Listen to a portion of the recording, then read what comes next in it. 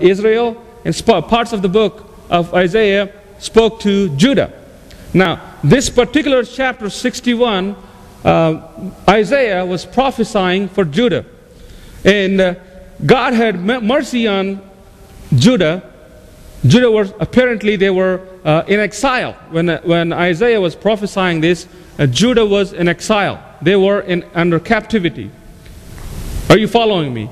They were in trouble. They were in political turmoil. They are waiting and looking for people God to send a Messiah and God to send somebody to deliver them. Those are the times. Now, it was a time of a great political turmoil when Isaiah was preaching and prophesying this, a political turmoil for the nation of Judah. Now, let me take you back to history a little bit. Assyria was expanding their kingdom. Assyria is a great big empire. They were attacking Israel, not Judah. Israel is another Israel, a part of God's people. They were attacking Israel and Syria in the north part of the country. So Israel asked Judah. Apparently, Judah was good fighters. The tribe of Judah. Israel came to Judah and asked them, "Hey, Assyrian army is coming to attack us. Will you come and help us?" And Judah said, "No, we're not going to. We want to step back. We don't want no fight. We don't want to." So Israel got mad at Judah. "Being our tribe, you're not helping us." So Syria and Israel actually attacked Judah. They asked to come and help them, but Judah said no. So the Israel army attacked Judah. So King Hezekiah was trying to ask Assyria to come help him. Now Judah doesn't want to go fight with anybody, but now all of a sudden Judah wants to go ask help Assyrian army. Then Isaiah said, no, don't ask help anybody. Let the Lord help you. Let the Lord be your protector.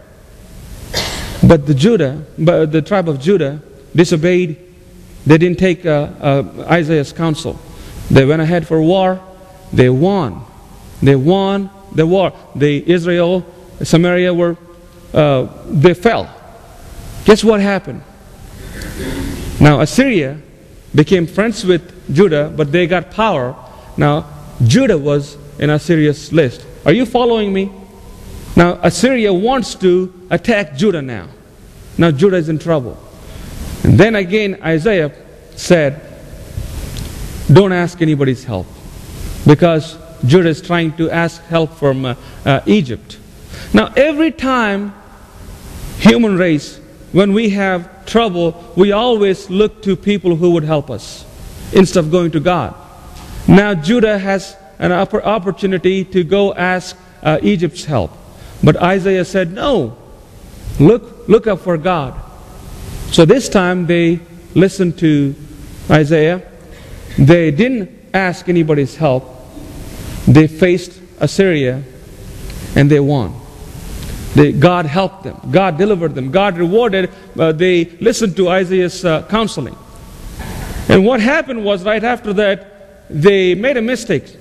I know this is a lot of history before we're going to the message, but you need to understand what the timings and the time when Isaiah prophesied this. Now, Babylonian army find out that Judah has treasures. So Babylonian army was going to attack them. That's when Isaiah prophesied, you are going to be in exile for a while. You're going to be in bondage to Babylonians.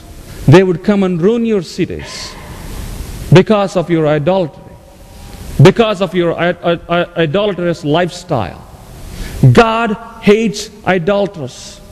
God hates idolatry, however you say it. In the Old Testament, God is the same. In the New Testament, He is the same. He is the same yesterday, today, and forever. He hates sin, whether we're living in New Testament time, whether we lived in Old Testament time. He hates sin, period. In fact, Old Testament talks about the coming Messiah. In fact, Old Testament says that God would send a Messiah. And then New Testament turns back and say that Messiah had already came. Messiah had already fulfilled the prophecies. Old Testament God is not different. New Testament God is not different as some people would think. He's the same God in the Old Testament and the New Testament. Now here, Judah was about to be in exile. That's when Isaiah prophesied this. He also said, after a while, God would have mercy upon you, that He would bring you back from the exile. And those are the timings. And it was a time of political turmoil. It was a time of religious turmoil. Now, here we are in 21st century. If you're thinking this is the time that it was history, we don't have to be worried about that. If you're thinking like that, you must have been living in a different planet. We have the same kind of situations today. We are in a political turmoil. We are facing religious oppositions. The freedom, we say that our country is a free country, but we're not really having real freedom. We have the same kind of situation. We have the enemies, inside and outside. In the outside, we have the enemy. We have the, what do you call them? Attackers. Terrorists. The terrorists. We have the enemies. In the outside, they love death than we love life. They're in a deception that they're praising, they're following their God. They like to bring us on our knees to say that our God is not God, that their God is God. We have the enemy from the outside trying to take every opportunity to bring us on our knees. That's the outside. In the inside, we have every sort of group, religious people, bringing so many junk stuff, saying this is right, this is not. People are following how they feel what is right, not actually what's right. Let me say this in other words. People try to follow what they think is right by their feelings. I hope you're getting it. Instead of following the cause right, people are following their feelings. That's from the inside. We have been attacked by outside from terrorists. We've been attacking by inside the nonsense people brings into the community. We are still under these kind of times. Yes, there was a history in Isaiah's time, but this prophecy that Isaiah prophesied would also speaks to us this morning. Let me read this. Now, chapter 61. If you have your Bibles, please open this with me. Chapter 61. Isaiah chapter 61. And this is a prophecy, Isaiah foretelling about Judah's redemption.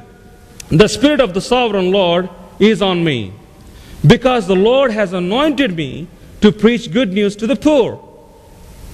Now, in those days, people who were living in the bondage, it was supposed to be a comfort when he says, the Spirit of the Lord is on me, because the Lord has anointed me to preach good news to the poor.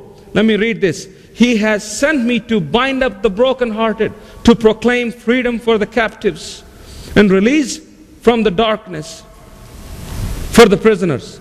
Now verse 2. To proclaim the year of the Lord's favor. Now everybody, pay real good attention here. To proclaim the year of the Lord's favor. Can everybody say, year of the Lord's favor? Year of the Lord's favor. Isaiah was prophesying to proclaim the year of the Lord's favor and the day of vengeance of our God, to comfort all who mourn and provide for those who grieve in Zion, to bestow on them a crown of beauty, instead of ashes, the oil of gladness, instead of mourning, and a garment of praise, instead of spirit of despair. They will be called oaks of righteousness, a planting of the Lord for the display of His splendor. Wow! He's talking about the